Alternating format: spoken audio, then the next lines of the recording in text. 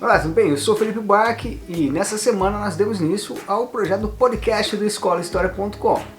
No primeiro episódio do podcast, eu e meu amigo Moisés Stahl entrevistamos o professor Leonardo Bianconi, que é historiador, cursa doutorado em letras e é um especialista em literatura italiana. O Leonardo também é meu amigo de longa data, fizemos faculdade juntos e naquela época ele teve a oportunidade de fazer um intercâmbio na Itália. E o assunto do podcast girou em torno desse intercâmbio na Itália. Inclusive, vamos fazer uma série de entrevistas com outros intercambistas, pessoas que foram estudar na França, na Inglaterra, e Portugal e outros países. Como eu disse, é a minha primeira experiência com podcast, ainda temos que melhorar muito nesse tipo de programa, tá? Mas aqui eu selecionei os melhores momentos dessa entrevista, os highlights. Para começar, eu quero que vocês prestem muita atenção no trecho em que o Leonardo conta como eram os alojamentos lá da Universidade Italiana. O que me chamou muita atenção foi o alojamento estudantil. Muito diferente do que a gente está acostumado com alojamento estudantil no Brasil. Esse foi um detalhe interessante. Ele era administrado não necessariamente por terceiros, não era terceirizado, mas era um setor da universidade à parte que administrava o alojamento. E dentro do alojamento eu tinha telefone no quarto, eu tinha roupa de cama trocada uma vez por semana, tinha faxineira que passava lá dentro, tinha ambiente para estudar, não tinha cozinha, a gente tinha a mensa, que se chamava mensa, o refeitório, embaixo dos alojamentos. E me chamou muito a atenção toda aquela estrutura habitacional para estudante, e o quanto essa estrutura realmente contribuía para a vivência daqueles jovens que estavam ali, contribuía para o estudo, contribuía para viver a cidade de um certo modo, né?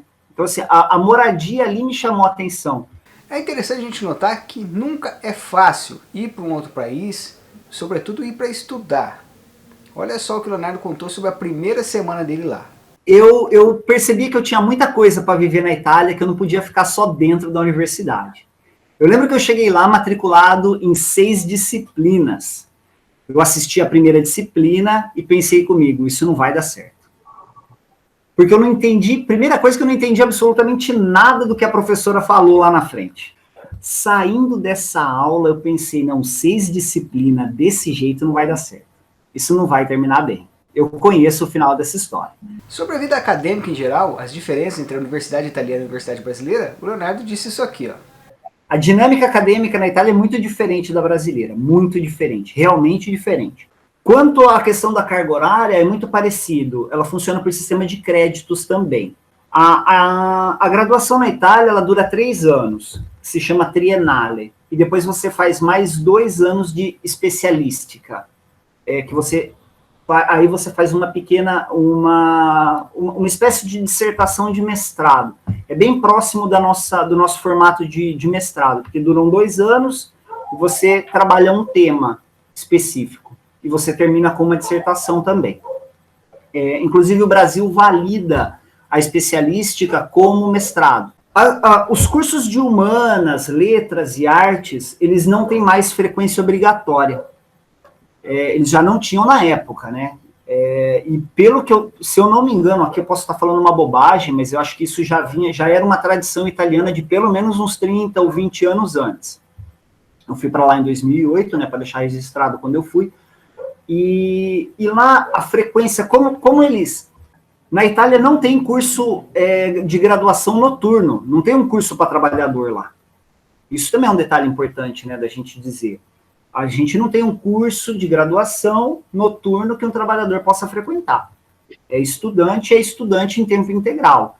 E a universidade de lá, tem umas faixas, segundo a renda que você paga à universidade, não são valores altíssimos, mas lá você paga alguns valores, e dependendo da renda, você começa a ter alguns benefícios e pode chegar a ter a moradia, além da moradia, ter até uma bolsa, né? Então tem todas essas fases de acordo com como você se apresenta para a universidade.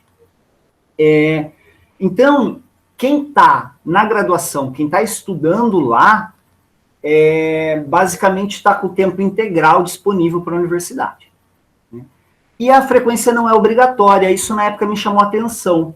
O fato de não ter frequência obrigatória funcionava assim: o aluno só tinha que ir lá e fazer o exame lá é oral, a prova é oral, é você na frente do professor, uns de 15 a 20 minutos, e a prova é baseada, não tem um tema a prova, pelo menos as disciplinas que eu fiz e as dos colegas que eu acompanhava.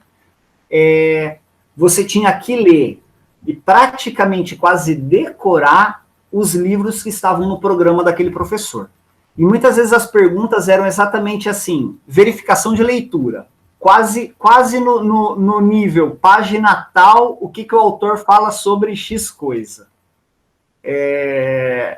Tinham exames nesse nível. E eu lembro que até quando eu fui fazer o meu exame, eu cheguei para a professora e falei assim: professora, eu li todos os livros do programa, mas eu não consigo me lembrar de detalhes. Aí a professora ainda na época falou: não, vamos fazer melhor, vamos falando, eu vou perguntando, você vai respondendo conforme você se sentir melhor. Então, essa é uma das diferenças gritantes. Frequência não obrigatória, e você só precisa ler os livros que estão na bibliografia do curso. Isso para quê? Eles fizeram isso para conseguir dar vaga para a universidade para todo mundo. No caso de letras, história, praticamente você faz a sua inscrição e começa a universidade. Então você não tem a questão da vaga. E também tem um fato: se todos os alunos decidirem ir para a aula, não tem lugar para todo mundo. Não tem mesmo, não tem lugar para todo mundo. E funciona assim: dentro da sala de aula, a dinâmica é diferente da nossa. Eles lá é muito mais parecido com uma palestra. Eles estão mais habituados com o professor que fala e o aluno que escuta. As aulas geralmente eram assim. O professor pegava um dos livros que estavam na bibliografia, destrinchava o livro, falava o que queria falar, depois geralmente ele abria um pequeno espaço no final da aula para as pessoas participarem, geralmente tinha uma ou duas intervenções ali e a aula acabava por ali. O seminário, esse tipo de trabalho, eu não cheguei a fazer nenhum e nem ver os colegas fazendo. O que eu via era o exame final da disciplina.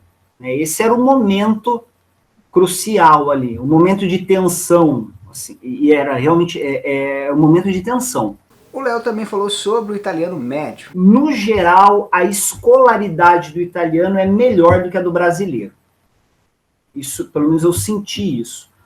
O italiano, no geral, lê um pouco mais do que os brasileiros.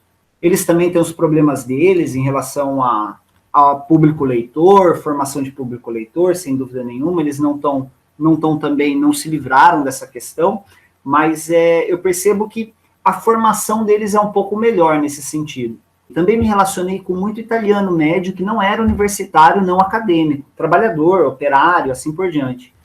E esse pessoal tinha um domínio de certos conteúdos que me chamava atenção. Pelo menos ali sabia falar um pouco de Dante Alighieri, sabia falar um pouco de Italo Calvino, já tinha lido pelo menos um livro do Italo Calvino, conhecia até Paulo Coelho, já tinha lido alguma coisa de Paulo Coelho. O Paulo Coelho surge aqui só para dizer assim, é um leitor, né? Então eu estava falando com um leitor, um operário leitor, né?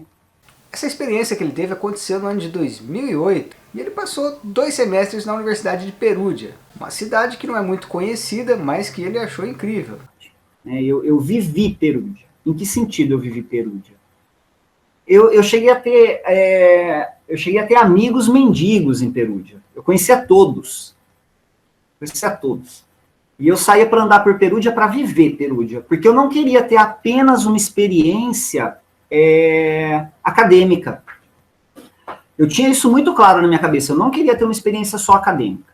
Queria que fosse acadêmica, mas queria que fosse algo além de acadêmico. Por fim, eu perguntei a ele sobre o escritor Beppe Fenolio, que foi alvo dos estudos dele de mestrado. Que depois da Segunda Guerra, ele tinha essa coisa de que ele queria ser um escritor. Gostava de escrever e queria ser um escritor. Um cara muito primoroso na escrita, mas também muito exigente consigo mesmo. Então, tinha muita dificuldade em relação à publicação. E ele E um detalhe interessante dele é que ele dominava o inglês, pelo menos o escrito e ler e escrever, porque tiveram muitos italianos na época que eram tradutores, que eles não tinham, como eles não tinham contato com a língua falada, eles dominavam línguas estrangeiras, mas só o escrito e o lido. É curioso isso também. E o Fenólio provavelmente era um caso parecido. E ele escrevia muito bem inglês. E ele até dizia, na época, nas cartas que ele acabou deixando, que todos os romances que ele escreveu primeiro em inglês, depois ele traduziu para o italiano. Isso teria gerado uma nova forma de linguagem. Porque, segundo ele, Felipe, após a resistência contra o nazifascismo, e ali no caso mais especificamente contra o fascismo, para ele o fascismo também estava dentro da linguagem. Então, ele dizia que o modo dele manter a resistência dele era subvertendo a própria linguagem, ou seja, ele passava pelo inglês para depois chegar ao italiano.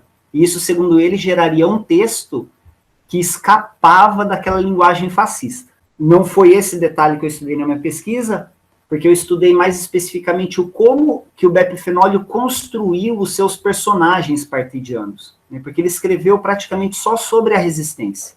Então ele criou romances onde o pano de fundo era a resistência. E aí o que me chamou a atenção era como ele construía os partidianos, porque os partidianos é um detalhe interessante na Itália, né? A Itália também tem vivido um momento de polaridade política, né? Como um amigo meu italiano disse, o eterno derby da Itália, ou seja, o cara ou é de esquerda ou é de direita. E aí os resistentes entram nessa discussão. Então, no geral, o partidiano ele seria um herói nacional, ou assim se tentou construir. A partir do momento que você tenta construir um herói nacional, ou seja, uma figura, que não existia a figura de um único partidiano, porque tivemos vários partidianos, mas eu tentar condensar numa única figura todas as qualidades éticas e morais de todo mundo que foi resistente, de todo mundo que foi partidiano, gera uma série de problemas. E a literatura da resistência, mais engajada, ou seja, acabava tentando dar esse valor ético-moral, ou seja, construía um partidiano herói, um partidiano com valor ético-moral primoroso. O Fenólio, ele fugiu disso, e foi muito interessante. Aí na escrita dele, ele constrói um partidiano que é um partidiano, ou seja, é um cara que pode ser um criminoso, é um cara que tem problemas, não é um intelectual, geralmente ele é um trabalhador rural, ou ele é um cara que encontrou na resistência um modo de ser e de viver, que depois também não conseguiu se adaptar àquela sociedade depois da guerra. O Fenólio tem um conto, parece um pouco com a história, não sei se vocês conhecem a história do Rambo, né? O Rambo nasce como um livro literário antes do filme com o Sylvester Stallone. E conta a história, na verdade, é muito simples a história do Rambo. Ela conta a história de um ex-soldado que volta para a sociedade, mas não consegue mais se adaptar àquela sociedade. O Fenólio tem um conto muito parecido. Chama Ettore va al lavoro, Ettore vai trabalhar. E conta a história desse ex-partidiano que, de repente, tem que ir trabalhar dentro de uma fábrica de chocolate e não consegue se adaptar. Não consegue mais se adaptar. Fazia a vida de guerrilheiro e depois não dá certo. Aquela vida de cidadão pacato, que acorda cedo. E eu estudei a relação entre a construção do herói partidiano com o personagem partidiano do Beppe Fenólio. E hoje, Felipe, eu estudo a relação como que a Itália resolveu os problemas depois da Segunda Guerra, ou seja, a questão da anistia na Itália. É isso que eu tenho estudado no doutorado, sempre do ponto de vista literário, ou seja, como é que funcionou o processo de perdão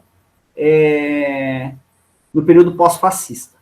Como é que a Itália se reestruturou nesse sentido, né? O que ela fez depois do regime fascista para poder apaziguar, porque a guerra de resistência na Itália, ela é, antes de tudo, uma guerra civil.